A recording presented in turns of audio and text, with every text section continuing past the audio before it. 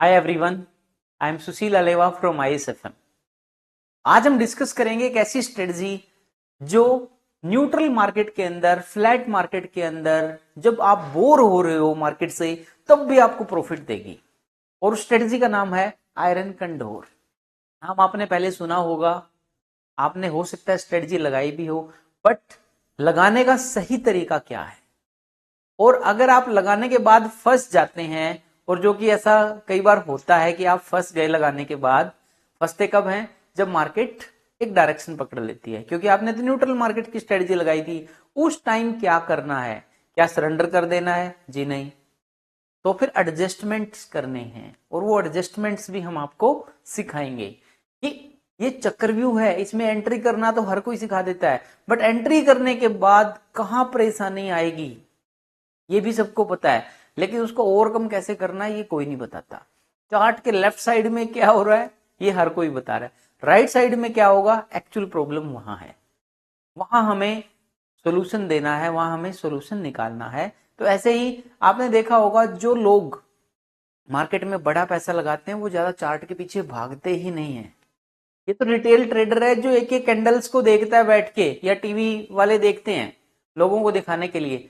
But बड़ा fund हमेशा non directional study के ऊपर, नॉन डायरेक्शनल मार्केट के ऊपर लगाया जाता है, डायरेक्शन पे नहीं लगाया जाता। किसी भी हेज फंड को उठा के देखो, किसी भी बड़े प्रोप्राइटरी ट्रेडर को उठा के देखो, कोई भी ब्रोकर्स को देखो जो आज के टाइम में भी 5 करोड़ प्लस का फंड चला रहा है, वो नॉन डायरेक्शनल काम करता है, क्योंकि असली पैसा ऑप्शंस के खरीदने में नहीं है, बेचने में है। और ये रिटेलर्स को भी समझ आ रहा है, इसी वजह से जो रिटेलर्स है वो एक्टिव हो गया है।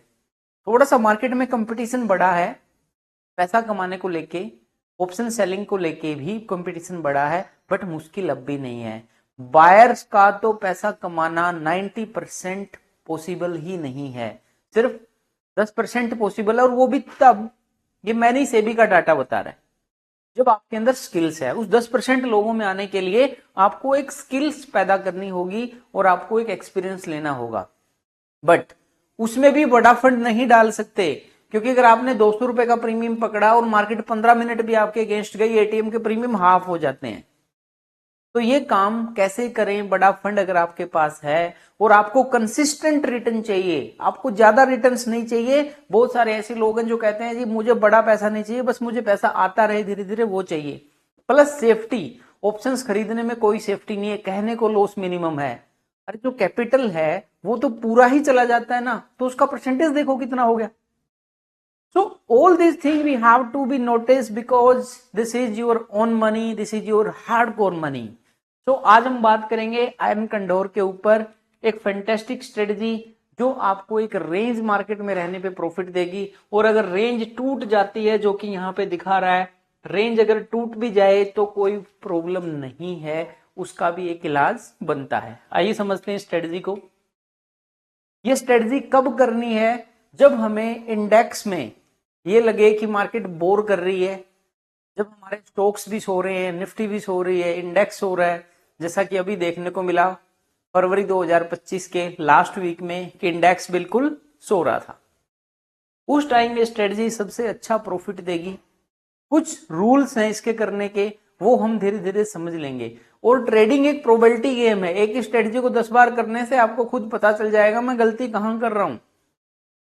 गलतियों से इंसान सीखता है। मार्केट में हल्का फुल्का चेंज होता रहता है, प्रीमियम की रेंज कम ज्यादा होती रहती है, लेकिन मार्केट हमेशा एक जोन में फंसती है आके, गिरने के बाद भी और उठने के बाद भी। तो स्ट्रेटजी लो प्रोबेबिलिटी के टाइम करनी है। और कब नहीं करनी? जब मार्केट में कोई बड़ा इवेंट सामने हो, कोई इलेक्शन हो, कोई कंपनी का रिजल्ट हो, या फिर कोई बड़ा इवेंट जैसे आपका यूएस इलेक्शन था, इंडिया के इलेक्शन है, या फिर कोई कोर्ट का डिसीजन आना हो, इट मीन्स बजट आ रहा हो, कोई भी बड़ा इवेंट हो जिसको लगता है कि बाजार को वो उल्टा पुल्टा कर सकता है, तो ये स्ट्रेटजी नहीं करनी। तो स्ट्रेटजी में सबसे पहली कंडीशन है मार्केट का view. We are expecting range bound strategy है, जो जो विक्स है 15 से 25 की रेंज में होना चाहिए, तभी ये स्ट्रेटजी करें। 25 के ऊपर के विक्स, इंडिया विक्स जो है, तो भी ये स्ट्रेटजी ना करें। फॉर्मेशन की मैं बात करूं, बड़ी एक अच्छी चीजें यहां पे हमें सीखने को मिल रही है। देखिए, सबसे अच्छा है formation sell, OTM, call and put. जो आयरन फ्लाई है उसमें हम क्या बेचते हैं, उसमें हम एटीएम बेचते हैं, लेकिन यहां हम ओटीएम बेच रहे हैं। मार्केट है आज 22,300, तो हम यहाँ पे 100 पॉइंट ऊपर जाएंगे, 22,400 की कॉल और 22,200 की पुट। हम ये कॉल पुट हम दोनों सेल कर देंगे। ये हमारी फर्स्ट लेग होगी। अब सेकंड लेग क्या होगी, by deep OTM call put. अब ज्यादा डीप भी जाने की जरूरत नहीं है। एक इसका रूल क्या बनता है कि मान लेते हैं हमने 200 रुपए में कॉल बेची है और लगभग 200 रुपए में मैंने पुट बेची है, तो मेरा टोटल प्रीमियम मुझे जो रिसीव हुआ है 400 रिसीव हुआ है। तो जो भी आपका एक एटीएम था आपका, इट मींस ऊपर जाके आपने सेल किया था 22,400 में 400 आप जोड़ देंगे और इसमें 22,200 में 400 आप माइनस कर देंगे। जो ये स्ट्राइक प्राइस निकलेंगे नए वाले, ऊपर की कॉल बाई कर लो और नीचे की पुट बाई कर लो। इट मींस जो प्रीमियम था आपको रिसीव हुआ था उस स्ट्राइक प्राइस को कॉल वाले स्ट्राइक प्राइस में जोड़ दिया और पुट वाले में माइनस कर दिया। ऐसे काम कर। ये स्ट्रेटजी की फॉर्मेशन मैं आपको बना के भी दिखाऊंगा, अभी सिर्फ थ्योरेटिकल समझा रहे हैं। आगे चलते हैं। अब देखिए स्ट्रेटजी में रिस्क एंड रिवार्ड कितना है। रिस्क भी लिमिटेड है और रिवार्ड भी लिमिटेड है। अच्छी स्ट्रेटजी में दोनों चीजें लिमिटेड ही मिलेंगी, क्योंकि स्टॉक मार्केट एक कंसिस्टेंट पैसे कमाने का गेम है। एक ही रात में जो करोड़पति बनने की सोचता है वो रोडपति जरूर बन जाता है। बात कड़वी है बट सच है।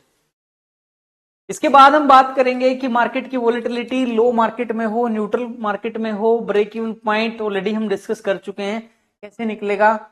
जो प्रीमियम आपको मिला वो कॉल के स्ट्राइक प्राइस में जोड़ दें और पुट के स्ट्राइक प्राइस में माइनस कर दें, वहां जाके आपको ब्रेक इवन ऑलरेडी दिख जाएगा।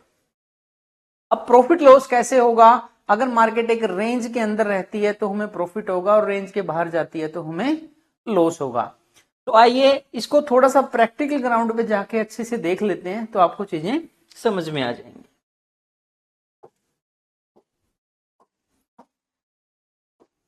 आपके सामने मैं एक वेबसाइट खोल रहा हूं। I hope everyone know about this website and this is sensible.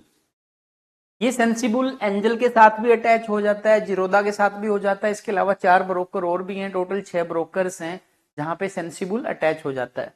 तो सेंसिबल में हम आएंगे, ट्रेड पे हम क्लिक करेंगे और स्ट्रेटजी बिल्डर पे हम क्लिक करेंगे। तो यहां देखिए मुझे ऑप्शन मिलेगा कि स्ट्रेटजी बनी बनाई देखनी है या मुझे अपनी बनानी है। तो अब हमारा प्री अंडरस्टूड है कि हमें न्यूट्रल स्ट्रेटजी बनानी है, तो मैंने न्यूट्रल पे क्लिक किया और न्यूट्रल में देखिए आपके सामने कई सारी चीजें होंगी। शॉर्ट आयरन कंडोर के नाम से एक स्ट्रेटजी बनी हुई आपको मिलेगी। आपने जैसे ही क्लिक किया शॉर्ट आयरन कंडोर पे, किस एक्सपायरी की बनानी है, अभी 6 मार्च की एक्सपायरी है। सबसे पहले 6 मार्च के ऊपर ही हम बात करेंगे। तो ये आपके सामने आ गया कि जो एटीएम है वो 22,124 चल रहा है, 22,100 हम मान लेते हैं इसको। इस एटीएम को लेके सॉरी शॉर्ट आयरन कंडोर, अब देखिए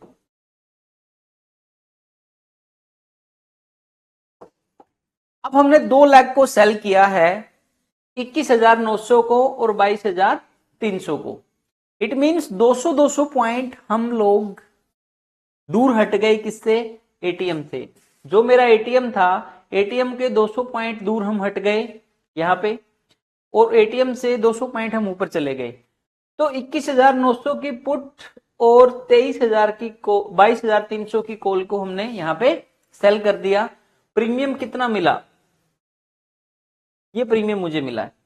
अब अगर मैं सिर्फ इन बेचने वाली स्ट्रेटजीज पे ही रहूं और मैं बाई ना करूं, तो अभी तक सिनेरियो क्या आ रहा है उसको ध्यान से देखिए। सिनेरियो आ रहा है कि आपको 1,97,000 रुपीज देने पड़ेंगे। 1,97,000 इट मीन 2 लाख ही समझ लो। और ये 2 लाख तो आज है, इसमें प्रीमियम बढ़ भी सकता है। आपको ये पैसा देना पड़ेगा। ये अवेलेबल फंड दिखा रहा है जिस भी अकाउंट को मैं यहां पे यूज कर रहा हूं, बट मुझे ये फंड ज्यादा लग रहा है। दूसरा, मैक्सिमम रिटर्न 5% का आ सकता है, इट मीन्स, और लॉस अनलिमिटेड है। अभी तक ये स्ट्रेटजी करने के लायक नहीं है, क्योंकि ये एक शॉर्ट स्ट्रेडल की तरह बन गई है, और शॉर्ट स्ट्रेडल में आप सब जानते हैं रिस्क है।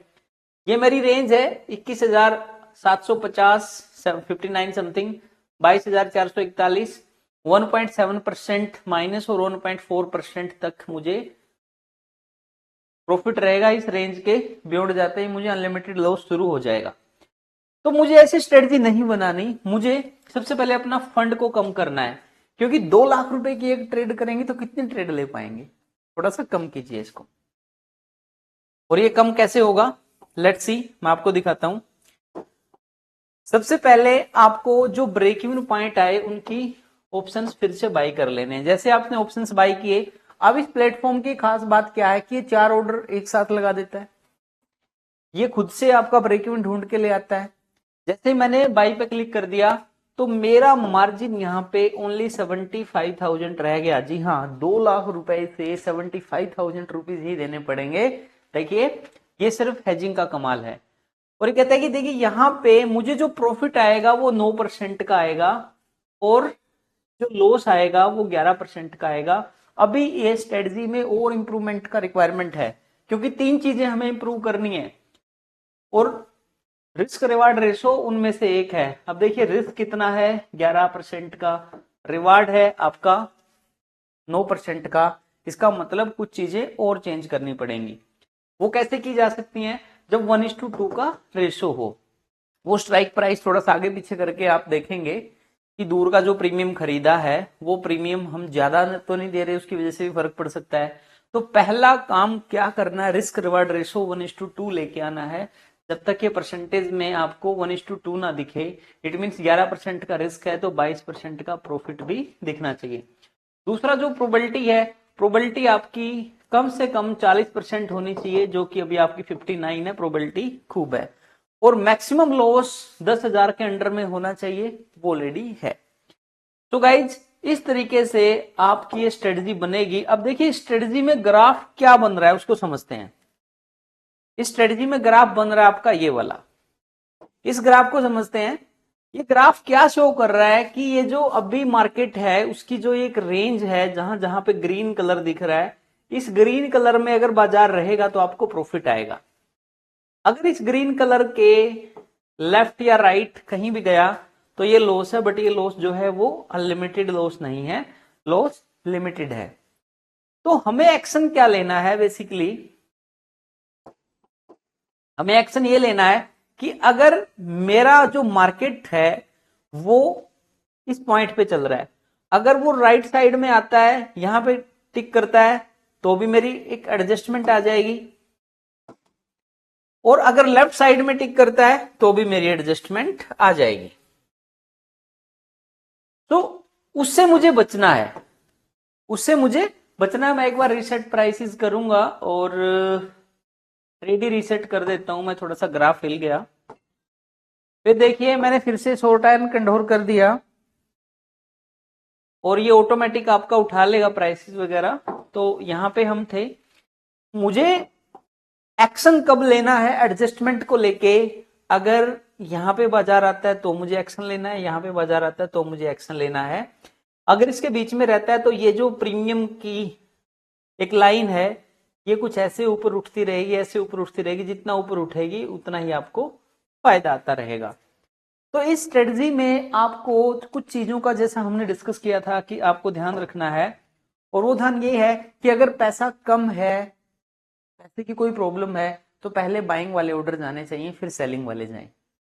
अगर पैसे की कोई दिक्कत नहीं है फिर ऑर्डर कैसे भी चले जाएं। और अगर आप कोई प्लेटफॉर्म यूज कर रहे हो, जैसे सेंसिबली यूज कर रहे हो, तो इसका सिस्टम भी कुछ ऐसे बना है कि ये पहले बाइंग ऑर्डर प्लेस करेगा, क्योंकि जैसे आप बाइंग ऑर्डर प्लेस करेंगे एक्सचेंज को पता चल जाएगा कि आपने हेजिंग की है, तो आपका प्रीमियम 2 लाख रुपए नहीं, आपको 75,000 ही देना पड़ेगा। एडजस्टमेंट के लिए आपको नेक्स्ट वीडियो देखनी पड़ेगी, क्योंकि ये वीडियो काफी लंबी हो चुकी है और मुझे शूटिंग वालों का बार बार हिंट आ रहा है कि इस वीडियो को खत्म करके हम एक नई वीडियो बनाएंगे जिसमें हम आयरन फ्लाई, आयरन कंडोर की एडजस्टमेंट देंगे। फिर भी अगर आपका कोई क्वेश्चन है तो आप हमें पिंग कर सकते हो, आप हमारी वीडियो पे कमेंट कर सकते हो। हमारा staff as soon as possible आपको आंसर देगा। Thank you.